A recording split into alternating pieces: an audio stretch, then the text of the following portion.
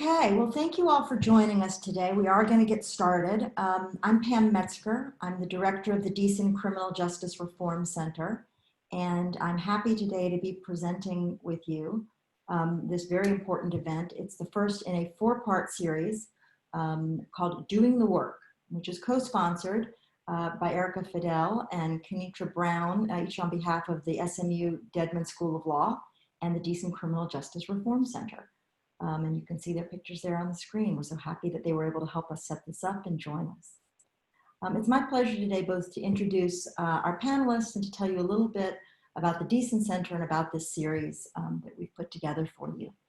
The Deason Criminal Justice Reform Center is a policy and reform advocacy center at SMU. We focus generally on three topics: public defense from beginning to end, on prosecution, and on STAR communities. Those are small tribal and rural communities and their criminal justice needs. So you might be asking, why are we talking today about defund the police? Because a very big part of our mission is to engage our SMU community and our national community in important criminal justice topics about the issue of the day. And I don't think there's any more important criminal justice topic for us to embrace and begin discussing than this question that people are raising about defund the police. Should we do it, and what does it mean? So our goal here today with our panelists is to open up a conversation, first among us, and then to take some audience questions about what it means to say defund the police, how we understand that term, and what defunding the police might mean for Dallas and for other communities like it. Our plan today is to begin with some introductions of the panel, and I'm going to play a very brief video for everyone to watch, which will sort of set the stage for our conversation. I'll then ask each of our panelists to speak for about 10 minutes. I will be a relatively aggressive moderator, so you'll see me try and jump in there if they go too long. Not that any lawyer or any speaker on this panel has ever gone too long. And we will then have some conversation between the panelists and move from there to opening up for audience questions. We've also received some audience questions online, and we'll be addressing some of those in our conversation as part of the presentation. So, Dr. Howard Henderson is the founding director of the Center for Justice Research at the Barbara Jordan Mickey Leland School of Public Affairs at Texas Southern University. So he's joining us from Houston. In addition to Howard's personal background, which is having been a probation officer in Tennessee, Howard's academic expertise is on culturally responsive criminal justice work. In particular, he thinks a lot about program evaluation, assessment. You may have seen his work about prosecution in Harris County in the media recently. Aaron Diggins is a graduate of the SMU Dedman School of Law, where I did not have the good fortune to have a lot of time with him, but got to know him a little bit. In addition to being a newly minted lawyer, Aaron is also a former police officer in the Dallas Police Department. And so he brings the unique perspective of someone who has lived the policing world, who has also walked through the world as a Black man in a world where we struggle, right, with crimes of violence, but also perceptions of violence, right? And the ways in which we interpret Blackness. And he brings a lawyer's analytical eye to this problem. So he's got a very unique and multidimensional perspective. And finally, we have Yulise Waters. Yulise is also a graduate of SMU. You may have noticed a theme here. She is currently the director of the Dallas County programs for the Lone Star Justice Alliance, which is a relatively new nonprofit that focuses on working with emerging adults and making sure that they're not engaged with the criminal justice system. They offer unique and transformative wraparound services. Before being involved as a member of the team at Lone Star Justice Alliance, Yulise was an assistant city attorney and community courts prosecutor, where she focused on the SKIP program, which was another alternative disposition program that focused on holistic services. She has also been a law partner in her own firm, specializing in family law, collaborative practice, and mediation, and we are so happy to have her join us as well. So with that, I just want to make a couple of opening remarks about what the panel is going to explore and to give a little context to the conversation. In the last month, I think we've seen a national investment, both in terms of interest, time, attention, and conversation, in criminal justice generally and in policing specifically that has been spurred by the public access through video, and I suspect also through time, since many people were locked down on pandemic, to truly horrific incidences of violence. Some of those have simply been racist violence, right? That would be Ahmaud Arbery in Georgia, right? Where you have ex-police officers, right? So we can't simply say it's the police. But we have also seen heightened attention to what policing does and has historically done often in this country, that is not only unhelpful, but counterproductive, violent, and dangerous.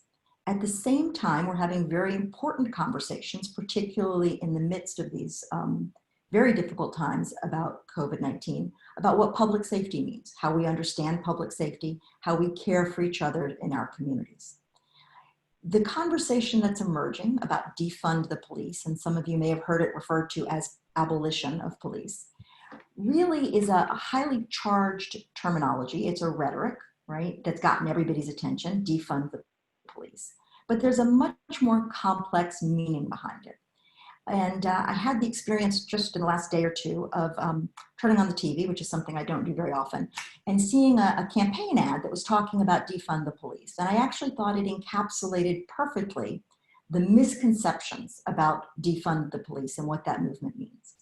Defunding the police is a movement that seeks to reallocate public resources away from penal institutions and corrections and towards broad-based, healthy community services, so that police can perform their core functions, and functions like educational training, mental health services, business code violations can be returned to alternative places in government or in philanthropy, depending on what the project is, that are more appropriately suited to provide those services. But there are an enormous number of misconceptions. So with that in mind, I'm going to show a video. This is not an endorsement of the video, it is a talking point, because I think it's useful to watch this video as a way of understanding and then letting the panel unpack misconceptions about the defund the police movement. So what I'm gonna do is I'm gonna pull up a video, and I will ask you all please to just remember, again, that this is not an endorsement of a particular view. In fact, quite to the contrary, it's our effort to explain and elucidate some of the very significant misconceptions people have about defund the police. So here we go. You have reached the 911 police emergency line. Due to defunding of the police department, we're sorry, but no one is here to take your call. If you're calling to report a rape, please press 1. To report a murder, press 2. To report a home invasion, press 3. For all other crimes, leave your name and number, and someone will get back to you. Our estimated wait time is currently 5 days. Goodbye. I'm Donald J. Trump, and I approve this message. So our goal is not to have a conversation about whether a Trump ad is or is not appropriate. Our goal is not to have a conversation about President Trump. What first brought you into showbiz? Well, John, it's... Sorry, we're having a little moment where you get to see what happens when you're generationally challenged with technology.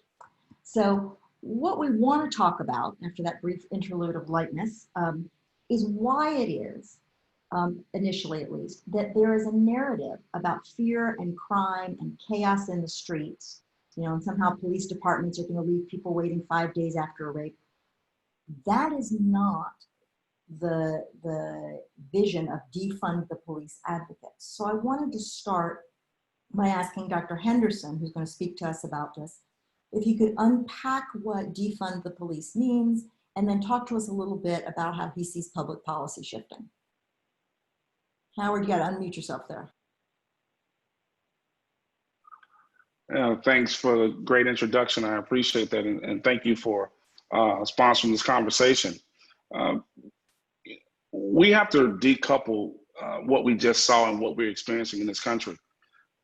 Because on one hand, you have a president that is attacking a movement of individuals in our society who are calling for defund the police. And what we know now is that most Americans disagree with that approach. The most recent polling has shown that the majority of Americans disagree with the president on this position of defunding the police because they understand what that really means. And as you related to, what defunding the police really means is to change the way in which American policing operates, to reallocate resources to a space in which people are treated equitable. Fortunately, most Americans don't share those views that defunding conversation is bad. And I think that's what's helping us move in the right direction. The most recent data has shown us that 73% of white, non-college educated Americans, 2/3 of Republicans understand what this means. And so I think we're moving in the right direction. That means that just 18% of Americans disagree with the movement to get rid of police departments, which means that's unprecedented. We've never seen that before in this country. And so I think, you know, we want to take this time to understand the historical legacy of race and policing in this country. When you hear the defund conversation, that's rooted in a historical legacy in which only whites were police officers in the very beginning, and minorities and poor people were arrested by these individuals. And that's sort of the foundation that we want to begin this conversation with.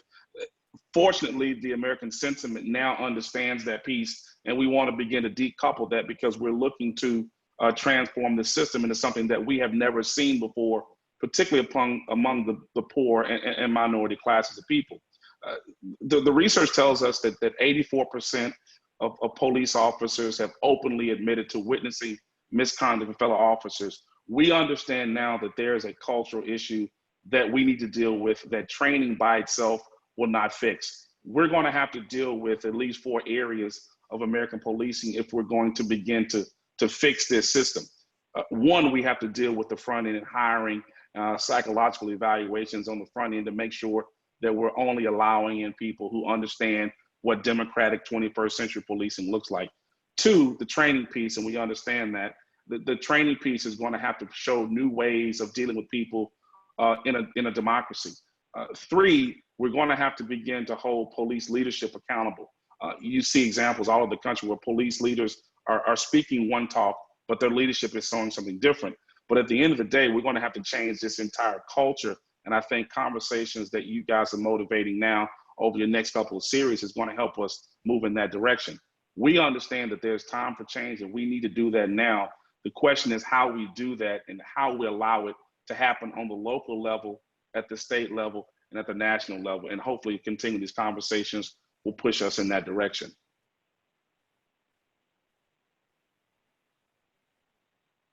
Aaron, would you mind talking for a little bit? Tell us a little bit about your perspective on this as someone who's been a police officer. Absolutely, and thank you again for having me as a part of the panel. You know, one of the things that I think is important, and Dr. Henderson touched on this, was the idea of hiring standards, and it speaks to rebranding the police department, particularly rebranding the American police establishment as not a primarily law enforcement entity where community involvement is just an aspect of it, but primarily a community involvement establishment where law enforcement is just an aspect of it. And I think when you do that, what you do is you necessarily attract people who are most interested in, one, being involved in a community and helping to build and keep safe communities, as opposed to attracting people who are primarily interested in enforcing the law and only secondarily interested in being involved in a community in ways that don't involve enforcing the law. And with respect to hiring, you know, I think it starts at a high level. And by at a high level, I mean with the politicians. I think the politicians set the tone for what they want their police departments to look like. And that in turn determines who gets hired on these police departments and how they're trained. And so I think that it begins with a top-down approach from politicians, your local politicians, your federal, your national politicians to really understand what it is the communities are asking for, and to implement standards and procedures and legislation that enables the police departments to hire people who are going to be community involvers primarily, as opposed to just law enforcers. Thank you so much for that. Now I'm going to ask Yulise Waters to make some opening remarks, and then I already have questions. So let's go. You're mute. I tell you, get so excited listening to the conversation, I forget to actually turn my microphone on. Thanks so much for the opportunity to be a part of this panel discussion, and so much in line with what Dr. Henderson and what Mr. Diggins have been saying with regards to defunding the police. Is the position that we have at Lone Star Justice Alliance as well.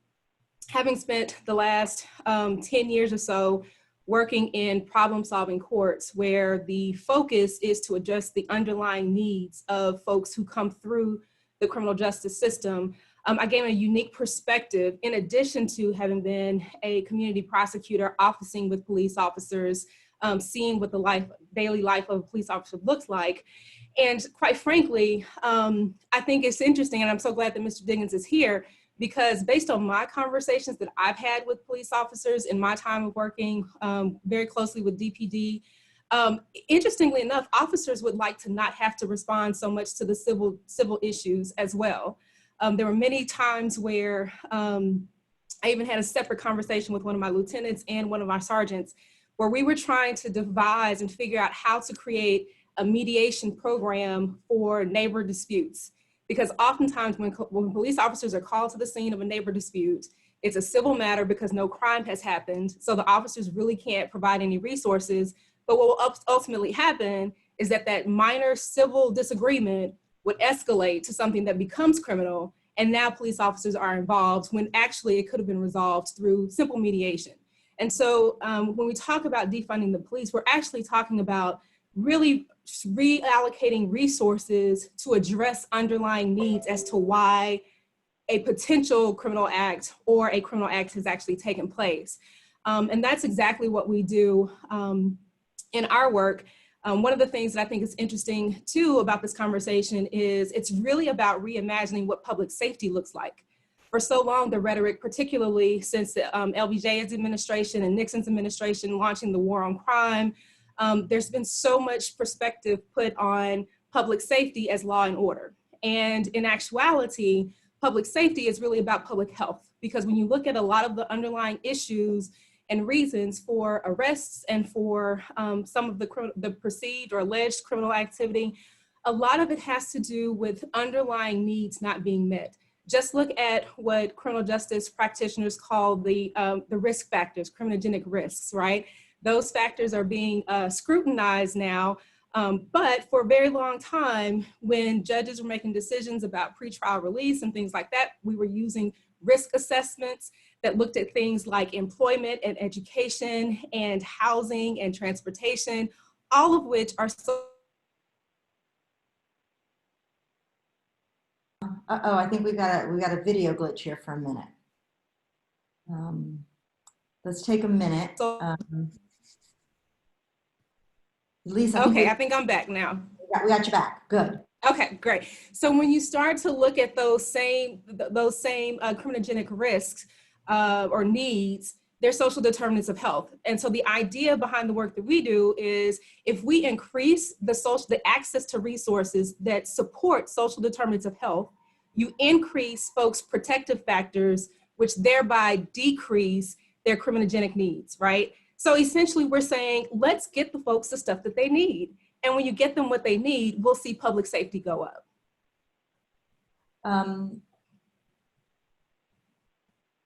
You're muted. Now I'm not. There we go. Thank you for that. And I want to thank each of you for your opening remarks. I want to start by noting what I think is not maybe a tension, but a difference in what we're hearing here. There's a piece of the conversation that's about taking police resources. Money was what I'm talking about primarily here, right? That's being funneled into law enforcement and moving it to places like mental health service providers, right? A good example, although we're bleeding now into jails, but would be that at least for some time, the Los Angeles County Jail was the nation's largest mental health provider. That suggests to me that we're asking police officers to become involved in managing mental health instead of asking mental health professionals to do it. So one piece of Defund the Police is focus their mission on things that we think are appropriate for policing and fund the people who can provide the services that we think are appropriate for other kinds of professionals. Then there's a separate conversation that Mr. Diggins is talking about, which is what does the culture of policing look like, right? And what does it mean to think about community policing in the same conversation as we talk about defunding police?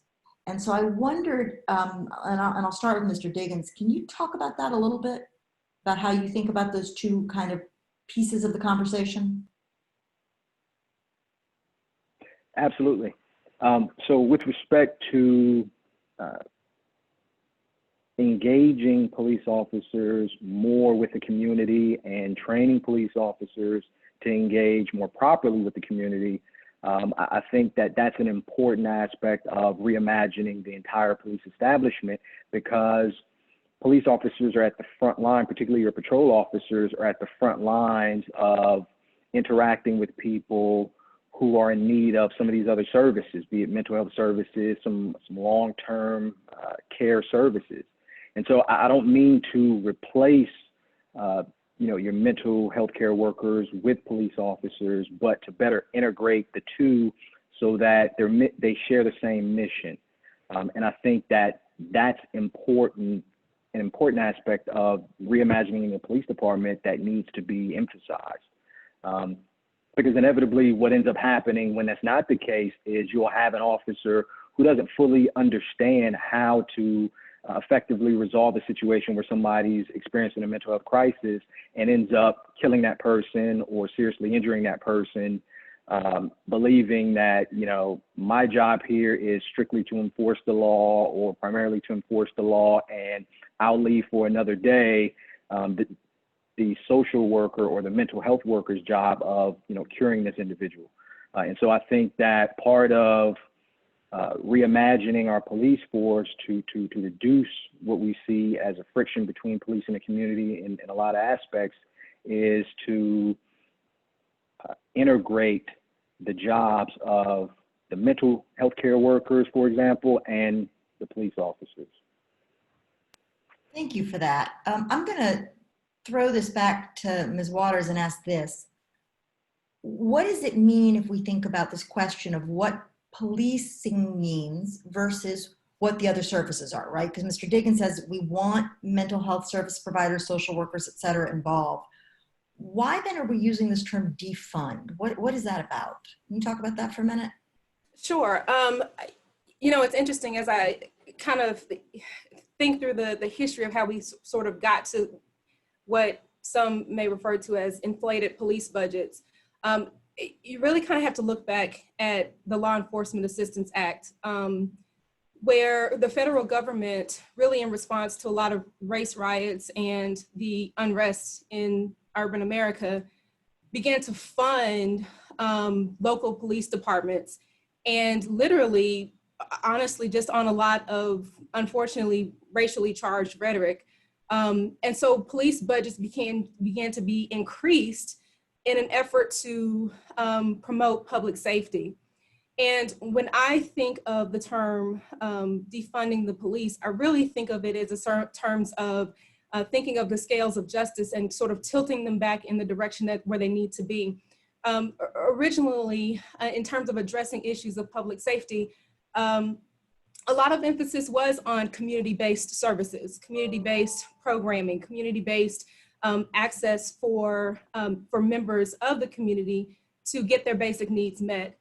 And when we talk about defunding the police, we're really talking about, reallocating those resources so that those underlying needs are met in such a way that community begins to take ownership, not only of their own public safety, but also of their own public health.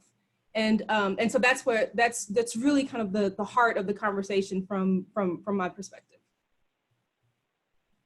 Thank you for that. So I want to give, there's a question that we've been getting a lot, and not just getting on this webinar, but I get it from my family and my friends, and which is, why does the movement have to have such a hard name? If what we're really talking about is moving resources and training, and Dr. Henderson says holding people accountable, thinking about democratic policing, which is a term that Professor Barry Friedman at NYU thinks and writes about a lot. Why can't you pick a different name? And so I want to just geek out for a minute about something known as the Overton Window. So there is a theory about politics and how social change happens, developed by a guy named Joe Overton.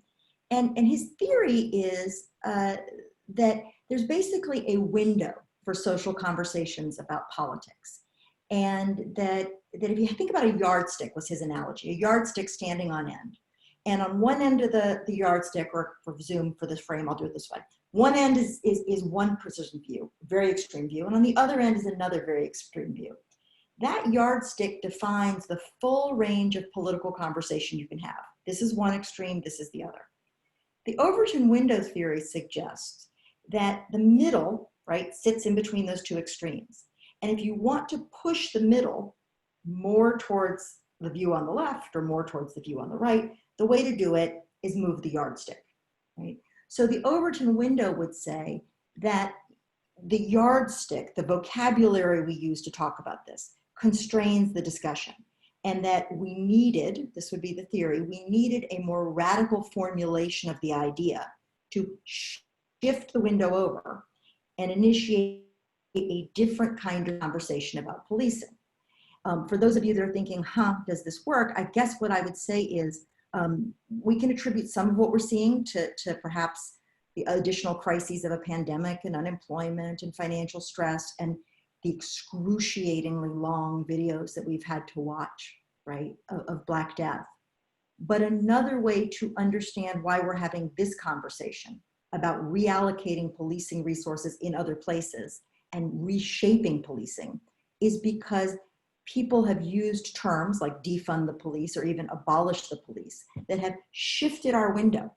So the conversation itself, the middle of the yardstick, has shifted with it. That may not make everybody happy. People may still debate whether it's a good idea, but that is the theory about why social change picks sometimes radical sounding sound bites, right? Radical names, radical theories. It was certainly true when the state of the land was separate but equal, right? That equal rights, right, without separation, right, was considered radical, right? The Overton window shifted that conversation, right? You shift the conversation and separate but equal falls off. It's not on the table anymore, and there are new ideas being discussed. That would be the theory about that. I'm wondering, do any of the panelists want to speak about that briefly? Howard, do you want to speak about that, Dr. Henderson? Yeah, I do, interesting point. In 1968, the Kerner Commission came back and found, significant racial disparities in the criminal justice system. And that was after major revolts around the country, right, and protests.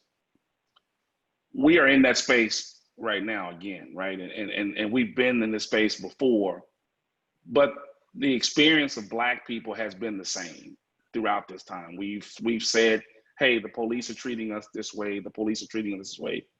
And people tend not to listen because they don't see the world from the Black worldview, right? And over the past couple of months, we've really seen a lot of video of individuals being killed by the state, per se. And we're also in the middle of a pandemic, right? And so, unemployment is an all-time high. People are paying attention. There are a lot of people who are out of work and are somewhat close to the socioeconomic reality that Black people live with and have lived with for a long period of time. And so people's sensitivities have been raised to the point where they're recognizing, and guess what? This may actually be me. And we see now what it takes with the advent of social media. Social media has helped push that narrative further to the left. I think you need to have a conversation like defund to get people's attention, right? I mean, never before have you seen police chiefs, police unions, police officers in policing clothes come out and say, we need change. Policing has always needed change. You think about when policing was started, you had all white police officers and non-Black people and poor people who were being arrested.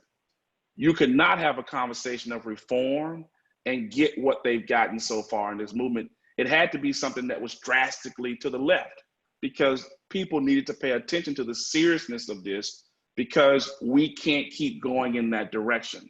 If you bring a group of Black police officers together, they will tell you about racism that they experience in the police department. But as soon as you put the camera on them, they'll deny it. So even in American policing, there is a racial divide. And we're going to have to keep using these terms that scare people to get people to pay attention to it. So this concept that you're talking about, this Overton Window, it's necessary for us to get some sort of conversational change in this space. And I agree with Dr. Henderson. I mean, I think of it from the standpoint of negotiations, right? Like if you're at the negotiating table and, you go to a far extreme, you're basically saying, look, if we don't have a conversation that even begins to get close to here, then we're not even going to have a conversation. And I think for too long, there has been conversations about reform. Police reform has been a dialogue. If you go to policing conferences, if you go to prosecutorial conferences, if you go to, problem-solving court conferences, there's so much discussion about police reform, but we really haven't seen that sort of broad-scale shift in what policing looks like across the board. And I think that the time has just become ripe, particularly as Dr. Henderson noted, with the pandemic, with unemployment, with the amount of Black death, the violent Black death that we've seen across social media. I mean, I think that the time is ripe to have that conversation, and you need that extreme language to begin to get to a position as as Overton's Window suggests. Mr. Diggin, do you want to add anything here? Because you are the only one of us who has been a police officer, and I think that perspective is incredibly important. And I'm also hoping you could talk a little bit about your vantage point as someone who has both been policed and served as a police officer. I think with respect to the name Defund the Police, I agree with both Dr. Henderson and Ms. Waters that, we're at a point now where in order to really have people understand the severity of where we are and what type of radical change is needed, that a provocative title like that is needed. I mean, people now, they're listening because of, the Defund the Police movement, those calls, it being called that. And I don't know if it were at least initially called something else, we would have the ears of the people who we have.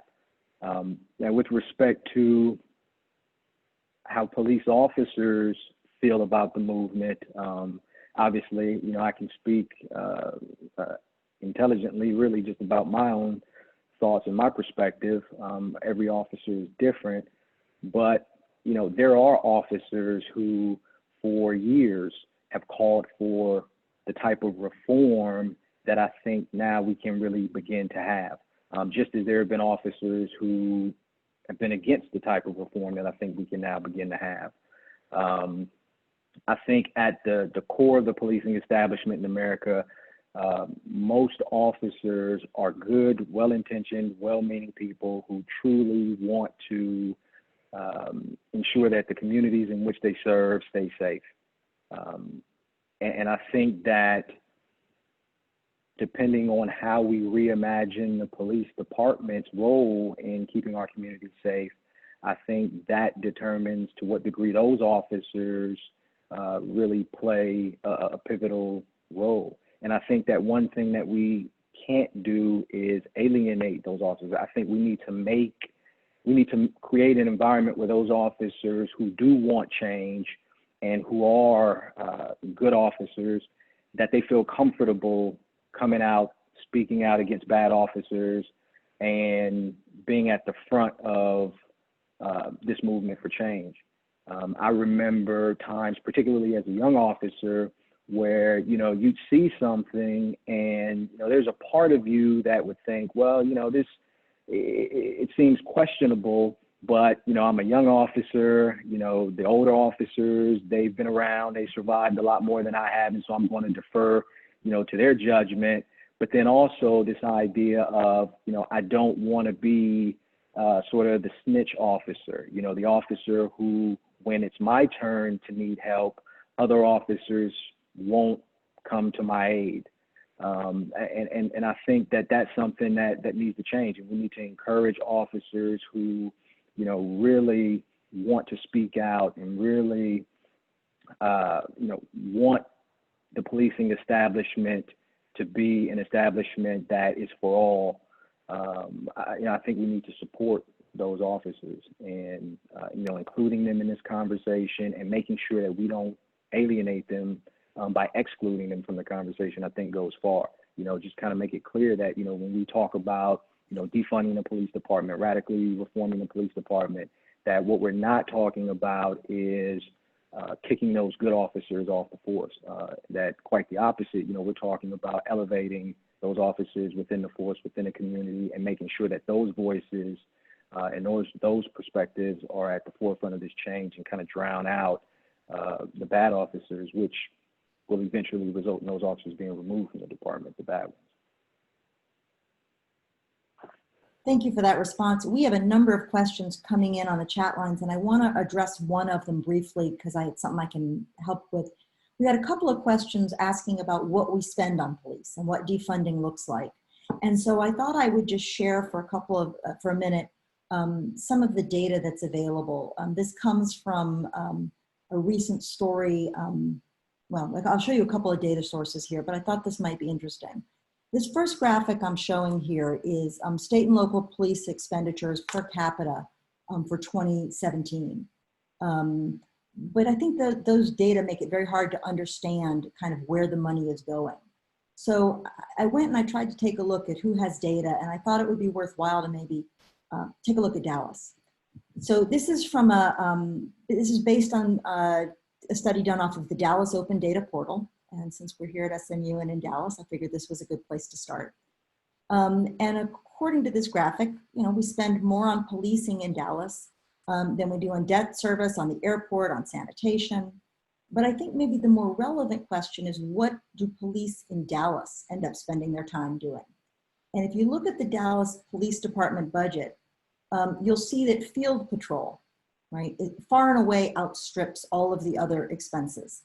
Criminal investigations comes behind that fractionally, right? It's nearly $300 million on field patrol, $70 million on criminal investigations, and you can see that things like vice-related crimes, special operations, narcotics crimes, the things that we might think about being core policing responsibilities, right, are in fact not a big part of the budget. So I'm going to throw this back to Mr. Diggins for a second and ask if you can explain to the folks who are watching what this means in terms of where policing resources go. So how I interpret that graph, and actually while it was on the screen, I actually wrote down a question about specifically with field patrol. I'd like to know what further is involved in field patrol, because when we look at what patrol is, that's your typical uniformed officer who, when you call 911, that officer responds to your location. That's the prototypical field patrol establishment. And you know, that graph, there was a smaller portion toward the end, the bottom of the graph, where it talked about community involvement. And I'd like to learn kind of what was involved in that, because part of, at least I imagine when I first saw the graph, that part of field patrol is community involvement, and I thought that perhaps some of those resources were included in field patrol, not just to support officers who respond to 911 calls, but perhaps officers who are engaged in other activities that are involved in the community that don't involve 911 calls. And so really, I'd like to know more about sort of what's involved in that field patrol number. I do know that the backbone of any police department is the field patrol unit. It's often the most recognized face of the police department. And so I think that it's necessarily appropriate that the bulk of police funding does go to field patrol. But in particular with that graph, you know, I'd just like to know how are resources allocated within field patrol, because it encompasses so much, some of which can include some of the other areas like criminal investigation or the like.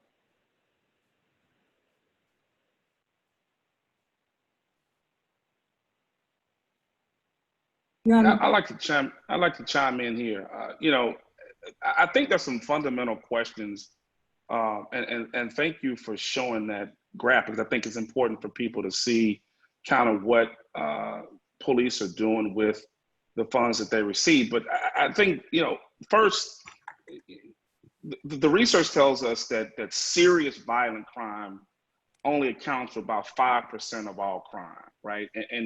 And we know that, you know, violent crime has diminished drastically over the last 20 or 30 years, almost by half. We also know that property crime has been on decline. We know that, you know, people's perceptions about crime don't align with what the data says. We know that there are, you know, serious geographic, regional differences in crime. And I think the bigger question that we need to ask is just how many police officers we need to protect public safety. We never have answered that question. And so I'm not sure how we can adequately identify what policing should look like until we answer the question, how many police do we need to make sure that the community is safe? And I think from that question, we'll be able to better allocate or push for resources that they may or may not need. And I think Dr. Henderson is spot on. He hit the nail on the head. Absolutely. Let me just ask, and I'll hand it over to Ms. Waters, but I'm just curious. I want to take an example and let's see if we can put some context on this. Let's think about what we euphemistically call school resource officers. For those who don't know, school resource officers sound like some kind of a guidance counselor. In fact, school resource officers are police officers assigned to police children in our public schools. And so if you think about defunding the police and police function, I think we could just narrow in on any one of a number of things, but that's one that, you know, I think maybe, and I'm thinking of Ms. Waters, and maybe she could talk about this. What is the significance of moving a police presence, for example, into a school and then kind of repackaging it with the term school resource officer, which really does not sound like law enforcement or public safety, right? It's a very nice euphemism. Ms. Waters, can you talk about that for a little bit? Yeah, so it's very interesting. It's almost a way of using that terminology, you know, resource officer, to sort of soften the impact of what having police presence in a school looks like, right? So when you think about where there are the most, you know, school resource officers, they're going to be in your underfunded, under-resourced school systems, where there's metal detectors, where there's a perception that the kids are bad, where there's a lack of resources. And when it comes down to it, you know, you have officers who are, I really think of it in terms of this sort of warriors versus guardians perspective, right? Where, you know, at one point, you know, officers many times saw themselves as, you know, guardians of the community, and now have become warriors. And so now you send a school resource officer who has a warrior mentality into a school system where the public perception is that these are bad kids that are violent.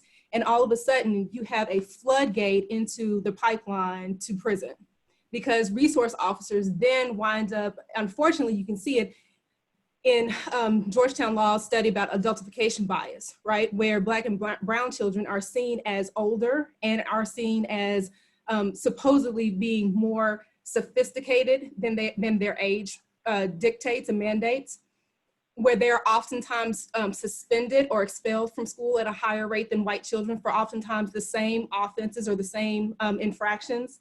And so it becomes a situation where we have militarized the place where kids are to feel safe and to be educated and to have an opportunity to grow and explore the world. And so you have a situation where, quite frankly, the trauma that's already present, and I really kind of want to just as a side note, as a parenthetical, have a discussion about what we consider violence, right? So we have political rhetoric that wants to say that violent crime is up in America. Well, quite frankly, in these urban communities, these communities have been experiencing violence, racial violence, economic violence, food apartheid violence for years. And so when you talk about the violence that is experienced in these communities, and then you talk about the responses of the people from the communities, it should be a complete correlation, right? And so when we talk about the resources that are needed, I mean, just think back to the ACEs study, right? Where adverse childhood experiences, and we talk about trauma and the responses to trauma. What doctors have indicated is that the need for the children is not necessarily medication, but it's to treat the trauma. And so rather than having school resource officers who apprehend students who are misbehaving, why don't we have guidance counselors and additional mental health professionals who take the time to understand a child's trauma and to address it? Sorry. I think that, so that's a very helpful example, I think, in a particular instance of thinking about what defund the police might mean. Because I think if I can take these comments from our panelists and put them together, what I'm hearing is that while there might be a role for police in community safety, and there might be a role for police in engaging with kids about safety issues, that the social work function and the support function for at-risk kids might be better handled by channeling that money to other service providers. Is that a fair summary? It's hard for you guys to see, but the panelists, I swear, are sort of nodding, I think. They'll break in if I'm not. But that leads me to ask this question. What is it that it means? I mean, were we to defund the police, and we've seen this happen now, right? We've seen Minneapolis has voted to defund the police. What does that look like? And in that regard, I want to just point out that there have been a number of news stories recently about communities that are working actively to stop calling the police every time they have a problem, right? Who have recognized that calling the police can sometimes escalate rather than de-escalate. And I'm sure Mr. Diggins has had experiences as a police officer where you're like, why are you people calling me, right? Why did you make this a police matter? And so I'm wondering, could we talk for a minute, if we were imaginative about defunding the police, what would that look like? What would it mean to people on the street to go to different resources? Who could they seek? What would we fund? What would police officers be able to do if they showed up on a scene and there had been this defunding? Would they have other resources? So I'd be very interested in hearing your panelists, as would our audience. We'd be very interested in hearing your views. I think we have to start with all of those areas that increase the likelihood of a person encountering the police in the first place, right? I think we have to start with juvenile services, right? We got to figure out a way, or we must figure out a way to keep kids from becoming young adults who encounter the system very early on. I'm talking elementary school. We looked at some school suspension data, and it breaks your heart to see kids being suspended from school 3rd, 4th grade, right? I think we have to begin to put more resources in mental health services. You see countless cases where police officers encounter someone with mental illness and that person ends up dead. All of those sort of issues can be prevented if we understand how to deal with them. But I also think we got to put money into hiring police officers who are, in essence, overqualified for the job, right? When it should not be enough for you to reach the bare minimum of getting a job as an officer. You should almost be overqualified because of the ability of you to take someone's life and that be constitutionally protected. Those three areas, I think, would really change the narrative of American policing, but we got to change the psyche. We got to change the way in which we see it. We're taught from early childhood to see the police as infallible. And that's one of the biggest flaws that we are raised with. They're human just like us. They take biases into their work like everyone else, but they are a microcosm of society. So I think we need to look at these issues, juvenile services, mental health, and pay for better quality police officers so that we don't have these issues. I think if we do those three areas, that's a start. So I'm going to hand it off to Mr. Diggins in a second, but I did want to respond because a lot of people are still asking about the very appropriate question Mr. Diggins asked, which is, well, we got to talk about definitions in terms of how we think about how police spend their time. So I thought I'd pull up a different graphic. It's not about Dallas, but I do think it's useful to look at. This is from the New York Times. It's about 3 different police departments, and they approximate how police are spending their time, not their money, but their time. And somewhere in the 30% range is responding to non-criminal calls, traffic, other crime, property crime, proactive patrol, and we can talk about what that means, but I'll let Mr. Diggins explain that term. Medical or other calls, because police often serve as first responders, and 4% violent crime.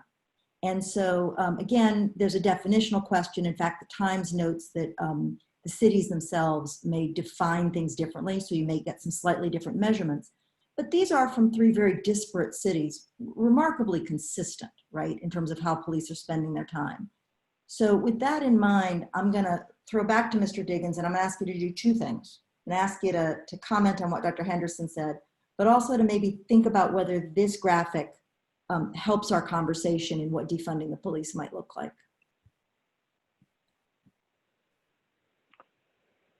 So to comment on what Dr. Henderson said, I agree wholeheartedly with this idea that, this isn't just a police problem. It isn't just a police issue. And the idea of working from a standpoint of looking at, okay, how are people encountering police and what can we do to reduce those encounters? And starting with, juveniles and really helping there, I think, prevents later on in life the potential that those juveniles will grow into adults who will encounter police in ways that force the police to act as law enforcers. And so I definitely think it's a holistic approach. In addition, I think that hiring practices are key. And I'll reiterate that I think it starts from a top-down approach from the leaders, both the political leaders and the higher-ups in the police departments, the chiefs, and others who have authority over hiring decisions to indeed hire people who are overqualified.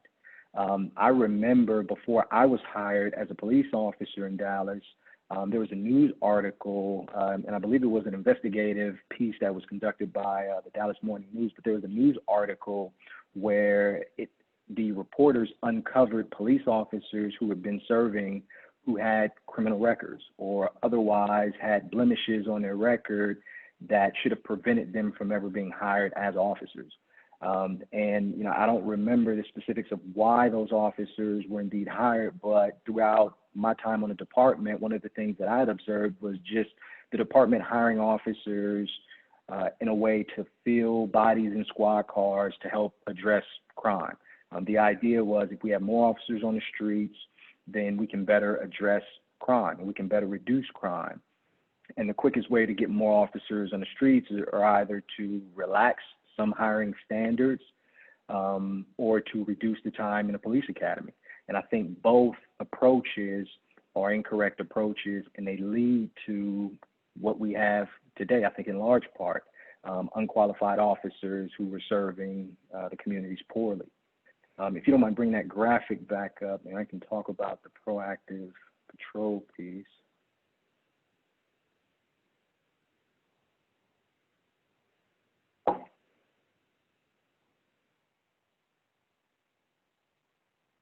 You're muted.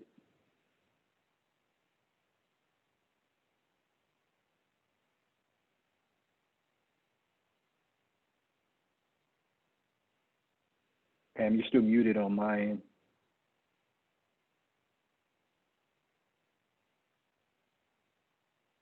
Sorry about that. Let me pull this up for you. Here you go. And what I was saying is I actually was just looking at a study the other day that said in the 1970s, police officers reported that 17% of their time was spent on social services calls. That was back in the 70s. But this is again, 3 different cities. And, you know, non-criminal calls are things like, you know, person outside acting weird, right? A mental health crisis, as opposed to these, which I think are your calls about first responder calls, where you might show EMT showing up. You have thoughts about that, or am I springing it on you too quick? And so the way I interpret this graph, and particularly the proactive piece, so traditional proactive policing is the idea that when you're not responding to a 911 call for service, that you're actively out looking to suppress and prevent crime, that you're taking the initiative to encounter people under conditions that give you reason to believe that crimes are being committed, may be committed, or to otherwise look at areas within your beat, your sector, your geographic area over which you have responsibility, to identify potential criminal hazards. So, you know, you're driving around and there's a business in your beat and you observe that the front door to the business is open. Then your proactive policing would be, you know, inquiring, why is this business open? And, you know, if necessary, contacting the business owners, perhaps going inside the business, helping to secure the business. That's a part of proactive, but also what we've heard about over the last few years with stop and frisk, that's also a portion of proactive activity, where, you know, an officer encounters somebody under conditions that lead that officer to believe it's necessary to stop and talk to that person. We call it investigative detention. And so those are typically what's included in proactive policing. What we typically don't include in proactive policing is community involvement, non-law enforcement community involvement. So, you know, what's typically not included in that is, you know, if an officer drives by a school and, you know, just goes and talks to kids in the school, or otherwise interacts with the community in a way that's not to enforce the law, or seen as a traditional law enforcement endeavor, that would not be captured by that proactive portion there. So I'm getting questions that I'm going to throw back to Mr. Diggins, and then I want to ask Ms. Waters a question. In your experience as a police officer, were you asked to do a lot of things that you felt like were someone else's job? In other words, that had there been a stronger social network, had there been better social services, were there things that you were called out to do that you wished there was a different kind of professional to handle? Yes, absolutely. There were several types of calls where, you know, I'd feel inadequate as a police officer, that, you know, I was well equipped with the tools to resolve it. Thankfully, with many of those categories of calls, we were given resources that we could use, people we could call, agencies we could call. A lot of those resources involve 24-hour numbers, but some of those resources didn't involve 24-hour numbers, where I worked the night shift. And, you know, I kind of have to just do the best that I could with what I knew, and then follow up the next morning or assign it to the people who I was involved with helping to follow up on the next morning. But I definitely think that there were circumstances where, you know, going into it, I knew, okay, I don't have the proper tools to deal with this. What I can do to the best of my ability is possibly stop it from becoming criminal, but aside from that, you know, I don't have the tools available to really treat the members of the community in a way that I thought they need to be treated for certain categories of calls. Actually, before our panel discussion today, I wrote down a quote that it was something that we as officers have heard throughout our careers. I did throughout my career, and that sometimes we've said this idea that, you know, we're not social workers, we're cops, and is just the frustration with being placed in situations where we were required to enforce the law, but not being equipped to really help people as social workers would. I'd like to thank you for that. And I think I'd like to go back then to this imaginative exercise, because it's a lot of what our audience is asking. What would you do differently? And we talked about school resource officers, but I want to ask Ms. Waters to walk us through, what would it look like in a community if we defunded the police, in the sense that we in this conversation understand it, the reallocation of resources that are non-public safety, right, to non-public safety problems, to community problems, public health problems. What does that look like? Sure. Well, I think one of the things is to take a look at those graphs again. We don't have to pull them up, but to look at those graphs, and to, particularly in Dallas, I would say, so let's pull the data for Dallas for DPD and see how many responses to calls are non-criminal. And not only are they non-criminal, what types of calls are they? Are they because someone looks suspicious and is sitting out on the curb, and so you send a police officer in a patrol car to go by and search out this suspicious looking person? You know, the question is why does the person look suspicious to you, right? And just quite frankly, a suspicious person call is actually a high level call, and Mr. Diggins can validate that for me. But it's a high level call. And so if we're looking at, you know, ways in which we can see where police resources, because again, Mr. Diggins is right. I've heard it several times before. Officers say, look, I'm not a social worker, I'm a cop, I'm a police officer. And one of the things that could be very helpful is to see where, even to poll officers, like I said before, officers would very much so like to not have to respond to calls that don't require a police response, right? So then you pull that data, see what kinds of calls are being made, and then we determine what kinds of resources can we allocate as opposed to sending an officer to that call, right? Is this a call? Again, I use the situation for the neighbor dispute. I can't tell you how many times working in being in the neighborhood police officer division, how many times officers had to just respond to neighbors arguing, right? So if there was a mediation service that was available when, you know, a neighbor had a dispute, rather than calling 911 for something that an officer can't do anything about, they have a different number that they can call that then sends them to mediation, or then sends them to some way to resolve the dispute, right? For instances where, you know, even honestly, you know, if you've listened in Dallas much at all, our DA is very much so against, you know, arresting for minor marijuana charges. So rather than arresting folks for possession of marijuana, why don't we refer them to a service? Our program does a lot of that work. We do a lot of the wraparound services to address the mental health concerns, because what we found from lots of psychologists who have studied the use of marijuana, much of it is about treating mental health issues that have gone undiagnosed. So folks are trying to treat anxiety. They're trying to, you know, kind of escape from the trauma of life, essentially.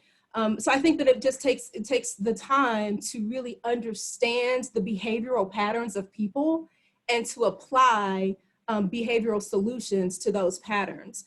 Yeah. So if I'm walking down my street, and again, I'm pushing on this because this is what our audience wants to know. I'm walking down my street and I see someone who frightens me, right? Does defund the police mean like that scary ad that we saw that I'm going to call the police? Or what if someone breaks into my house? Does that mean the police aren't going to be there? Or what if there's someone who I perceive to be mentally ill or disruptive in my business? Who am I going to call? What is it going to look like? Dr. Henderson? First of all, I think that those conversations are rare, right? But they make the news. We were contacted by Starbucks the last time they had one of these major national issues, and they wanted to know how we could help them figure out how to train their employees about these situations that find themselves in national news when someone calls the police on a mysteriously looking Black person. Those are rare, but they shock the conscience because people know that could have been them at any point in time. Defunding the police would not affect that at all, right? Because in most cases, those are non-emergency calls anyway, right? But I think we got to deal with the underlying principles and issues that lead to those kind of phone calls, right? When you watch the case in New York, when the lady said, "I'm going to tell them that you're African American," did you notice how physically she created a state of panic? We got to deal with that issue. And until we deal with that issue, we're going to have these situations over and over again. I just hope that we can take this experience and all that we know and begin to make true change and not allow politics to keep us from transforming this system into what we need to do. Because the history of this country is racially stratified. And we have yet to figure out how to overcome that. Countless protests, we've passed countless laws, policies. We've been strategic about how we want to deal with it, but we seem to keep putting ourselves in these situations. And so I think that the defund the police, again, we're being caught into the argument of semantics. I think we need to identify an agenda pretty quick because the protesters are getting tired and the policymakers are doing what they do. And we need to figure out how we're going to move forward pretty quick before we lose this opportunity. Just to follow up for Dr. Henderson very quickly, one of the things that to me seems to be the case is actually we'll have more opportunity for police to respond to those emergent type of calls because they're not responding to the non-criminal, non-violent calls. So you don't have police officers trying to be mental health professionals per se, but instead you have mental health professionals responding to those calls, and police officers can go back to investigating, they can go back to doing the things that they should be doing. So we've had a bunch of, oh, go ahead. I was going to say just, and to quickly follow up on both those comments, you know, when you, Pam, when you first posed the question and you had talked about, you know, a person who called because they feel frightened, immediately I wrote down, well, what the dispatcher should ask and should sort of flesh out when he or she receives that call is, why does that person frighten you? Exactly what's going on that you believe that this person is a danger to you, is frightening you, that would warrant a police response. Because the idea would be, and certain smaller communities, they do this where the dispatcher will ask a series of questions in order to determine, is this a police response? Is it a fire response? Is it a medical response? And I think that part of how we change the system is by empowering dispatchers to ask those questions in order for them to determine, does an officer need to be dispatched to this, quote, suspicious person call, or is there some other resource that can be dispatched, or can I just talk this person off the ledge, so to speak, where, you know, through asking questions, we learn that, well, this person, you know, to be frightened is unreasonable based on what you've told me, and so it doesn't warrant any response. And so I think that, you know, both Ms. Waters and Mr. Henderson were spot on in the idea of changing our culture to one where we don't immediately sort of introduce police into others' lives, into our lives, where that introduction is not appropriate based on knowing the full facts of the circumstance. Okay, well, let me just let you guys know that we're at 2:15, so we do need to wrap it up, but I want to point out just a couple of things and highlight some comments we're getting from the audience. One, people have suggested, and I think it's a fair point, that the reason we call police is because we perceive police as having power and being able to do something, even if we don't always like what they do. And we perceive social workers, mental health providers, et cetera, as powerless, right?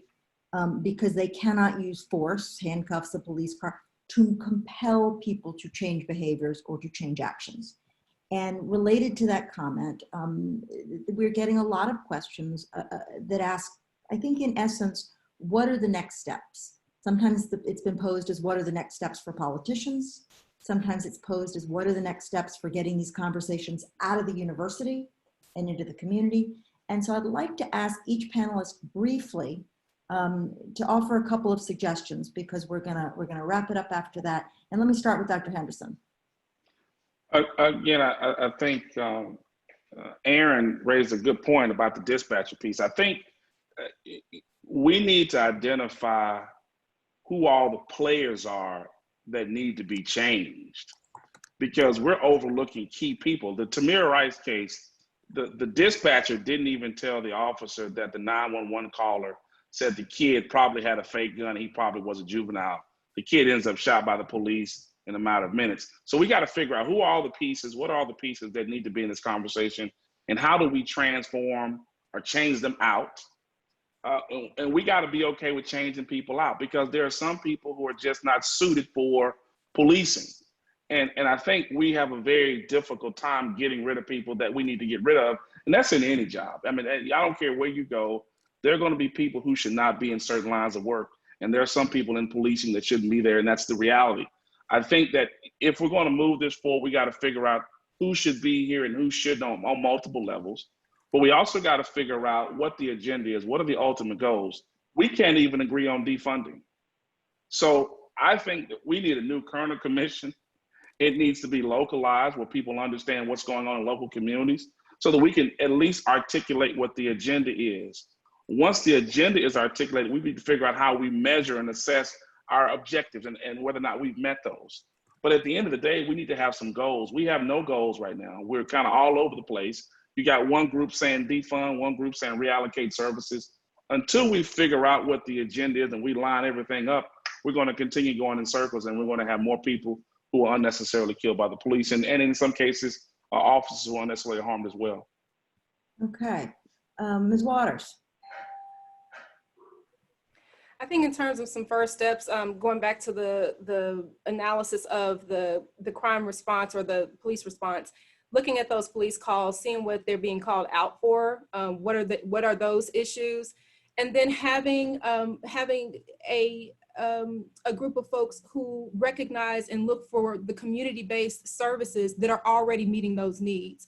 For instance, in Dallas, if you're talking about looking for resources for folks who've been recently released from prison, Miles for Freedom is doing an excellent job of that. If you're talking about folks who are providing transitional housing, particularly for women, Hopeful Solutions is doing a great job of that. If you're talking, so there's so many different places. You're talking about working with kids and helping kids to stay out of the juvenile justice system. Big Thought is doing a great job of that. And so if we're looking at the kinds of calls that police are going out for that are nonviolent, non-criminal, let's say that non-criminal calls, let's find the community-based resources that are meeting those needs and reallocate the funds in that direction. One piece that I did want to add to the conversation is about the mental health of police officers. Because one of the things I did, I talked with the police chief in one of the higher rated areas in Dallas. And his response to me was this. He says, we have the opportunity to access mental health services, police officers, but there is a mental health stigma with regards to that. Not only that, but if you look at emergency response folks, say you have an accident on a freeway and someone is killed and it's just a traumatic scene. The ambulance, the EMS folks get off of rotation for a couple of weeks, but the police officer goes on to the next call. And so how does that kind of trauma impact police officers on a regular basis, to the extent that when they do find themselves in a situation where we look at it and we say, how in the world could you have feared for your life? Well, if you overlay all of the trauma and the overactive amygdala that a police officer has in that circumstance, they may have legitimately feared for their life, right? So I think one of the pieces of this whole reform conversation has to be about being very intentional about police mental health as well. So that's my couple of points. But in terms of those steps, I think it is identifying those areas, finding out where the community-based treatment services are, the community-based services are, reallocating those dollars, and tracking the data, right? You've got to track the data to say, are we making the community impact that we intended to make by alleviating this, this need for service from the police department? Thank you for that. I'm going to hand off Mr. Diggins. Any closing thoughts about next steps? What can people on this call do? You're muted still, my friend.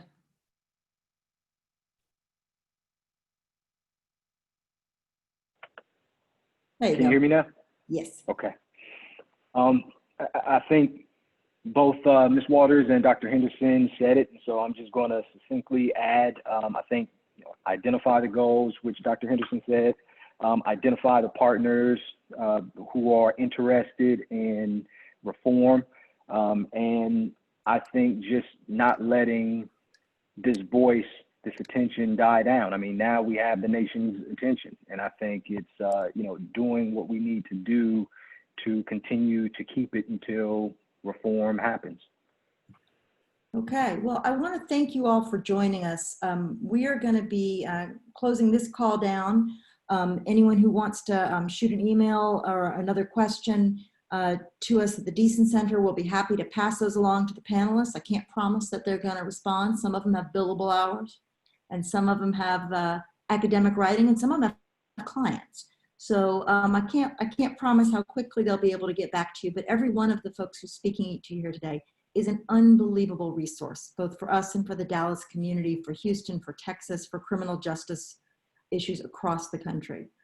We're extraordinarily privileged to be able to have this kind of conversation with people who are not only academic experts, practitioner experts, but who have a wide range of experiences. We've heard today from people who've served as probation officers, police officers, prosecutors, but who live and work in communities right here in Texas, and who believe that we could be doing a better, fairer, more equitable, more compassionate job of delivering justice, safety, and health to our communities. Our goal today was to unpack the term defund the police, to talk about what it might mean to defund the police, to talk about what it might mean to reimagine policing as we know it, and to revision it. And I hope that we've been able to do that